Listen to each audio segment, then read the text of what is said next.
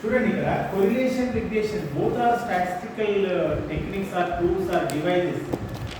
So the main objective of correlation is to know the relationship between two variables. Suppose we take x and y variable.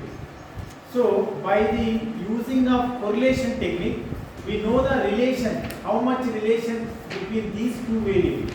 Relation means strong relation or weak relation or absolute positive relation or absolute negative relation between two variables.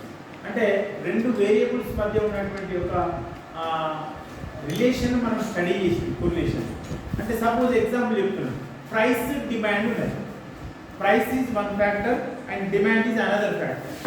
Okay, so ఇక్కడ price అనేటువంటిది ఒక X variable అనుకోండి, demand అనేటువంటిది why variable అనుకోండి. ఇప్పుడు వీటి మధ్య మీరు రిలేషన్ స్టడీ చేసినప్పుడు ఏ రకమైన రిలేషన్ ఉంటుంది? జనరల్గా ఇక్కడ మీకు ప్రైస్ అనేటువంటిది ఇంక్రీజ్ అవుతుంటే డిమాండ్ డిక్రీజ్ అవుతుంది.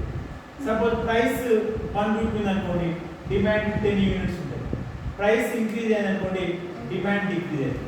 ఇలా ఇంక్రీజ్ అవుతూ పోతుంటే ఇది డిక్రీజ్ అవుతుంది. ఓకేనా? యూనివర్స్ రిలేషన్ అంటారు.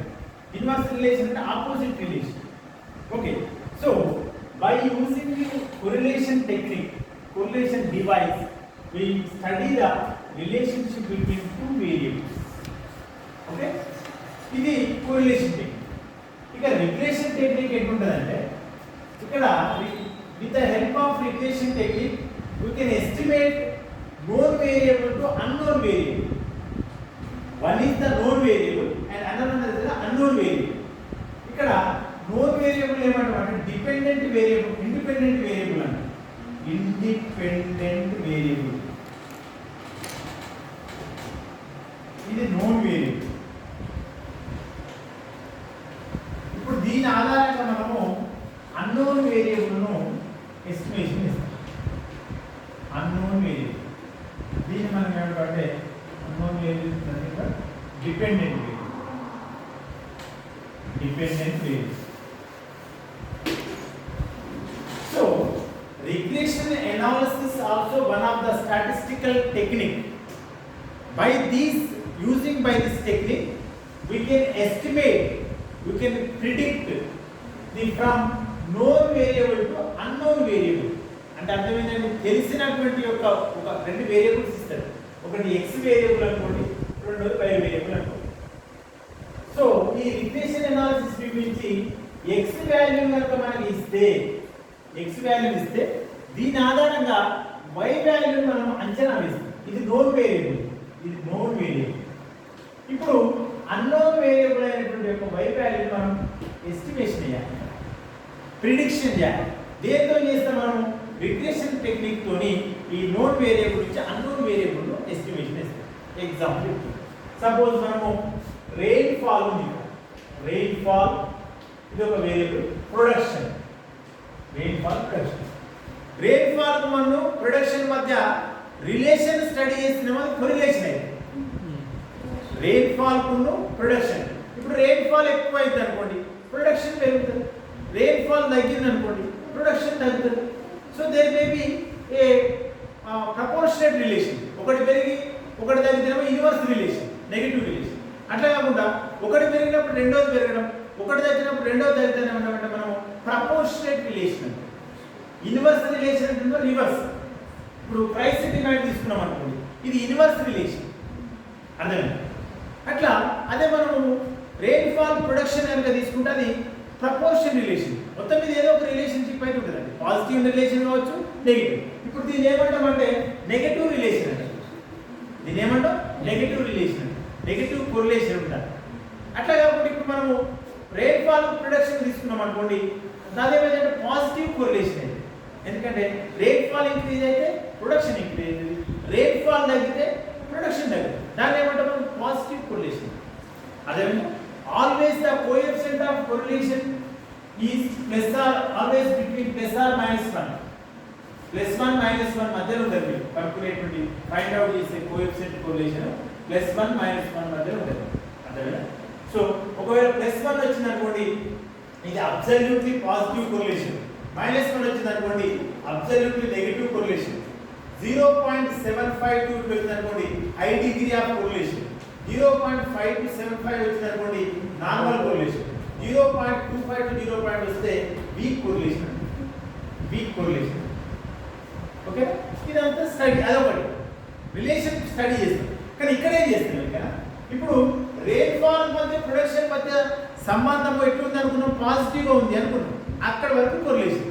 ఇక్కడ ఏం చేస్తాం రిగ్రెషన్ అంటే, ఇప్పుడు మనకు రెయిన్ఫాల్ ఇస్తాడు, రెయిన్ఫాల్ ఇస్తే ప్రొడక్షన్ ఎంత ఉంటుందో అంచనా వేయాలి. అంటే మనం ఒక 100 సెంటీమీటర్ల రెయిన్ఫాల్ వస్తే ప్రొడక్షన్ ఎంత ఉత్పత్తి అవుతుంది, లేదా ఒక 1000 టన్నుల ప్రొడక్షన్ ఉత్పత్తి కావాలంటే అంటే వై ఇస్తాడు ఎంత రెయిన్ఫాల్ కావాలి, ఎక్స్ ఇస్తే వైని అంచనా వేయాలి, వై ఇస్తే ఎక్స్ వేయాలి. దేంతో చేస్తామంటే ఈ రిగ్రెషన్ టెక్నిక్ తో చేస్తాం. ఓకేనా? So regression technique or regression analysis is relevant to the known variable. You can predict or estimate known variable to unknown variable.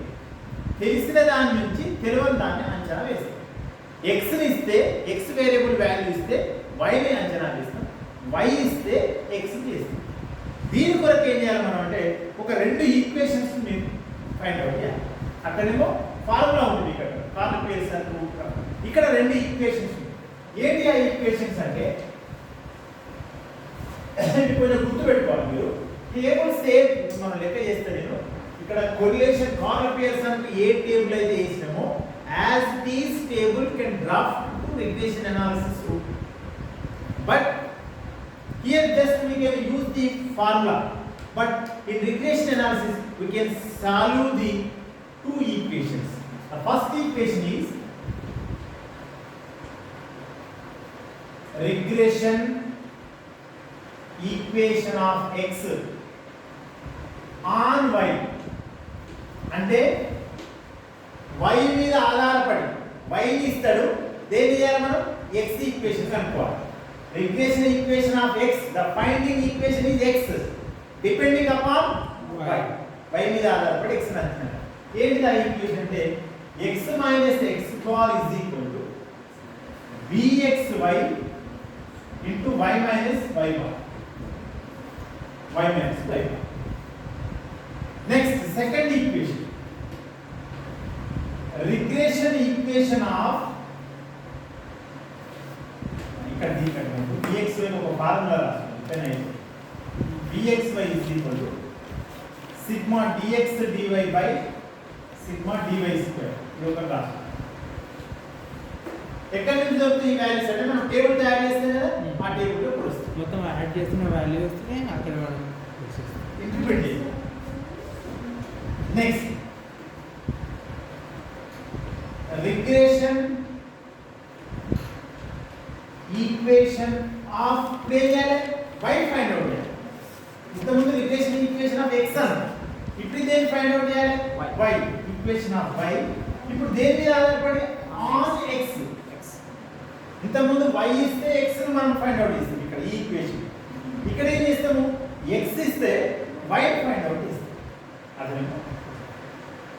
అంటే ఇక్కడ నేను y known variable, unknown variable ఏది x, ఇక్కడ నోన్ వేరియబుల్ ఏంది x, unknown variable ఏంది y.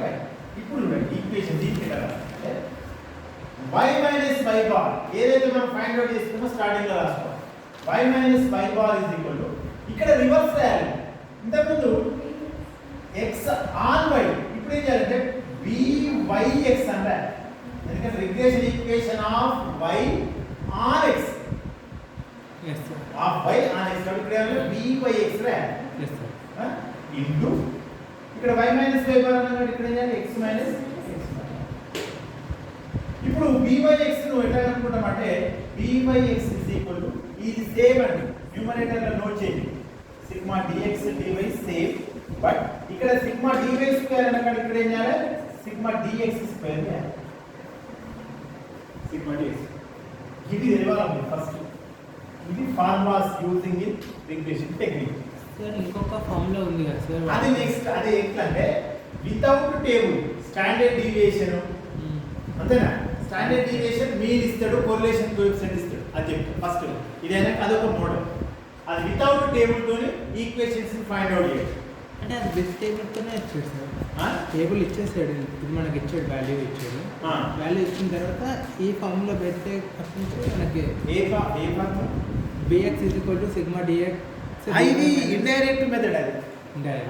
Right నీలో direct method Okay. ఆ indirect method ఎట్లుంటుందంటే ఇట్లా ఉంటుంది అంటే ఒకసారి నేను ఇండైరెక్ట్ మెథడ్ ఎప్పుడు ప్రాబ్లం చెప్పినట్టే నేను ఇండైరెక్ట్ మెథడ్ ఎప్పుడు యూజ్ చేస్తాను చెప్తా Okay. ఇప్పుడు మీరు రెండు ఫార్ములాస్ రాస్తున్నారు కన్ఫ్యూజ్ వస్తారు ఫస్ట్ మీరు ఒక బేసికల్ ఎప్పుడైనా ఫండమెంటల్ మోడల్ నేర్చుకోవాలండి ఫస్ట్ బేసిక్ మోడల్ నేర్చుకున్న తర్వాత సప్లిమెంటరీగా మనం ఎప్పుడు రెండో మోడల్ ఎప్పుడు యూజ్ చేస్తాం అనేది బట్టి మీకు ఒక ప్రాబ్లం చేసిన క్లియర్ వస్తుంది చెప్తాను ఇది రాసుకున్నారంటే ఫస్ట్ ఇది తీసుకున్నారా Yes, sir. ఇవి తీసుకుంటే నెక్స్ట్ నేను ఒక ప్రాబ్లం చెప్తే రాసుకుంటాను చిన్న ఈజీ లెక్క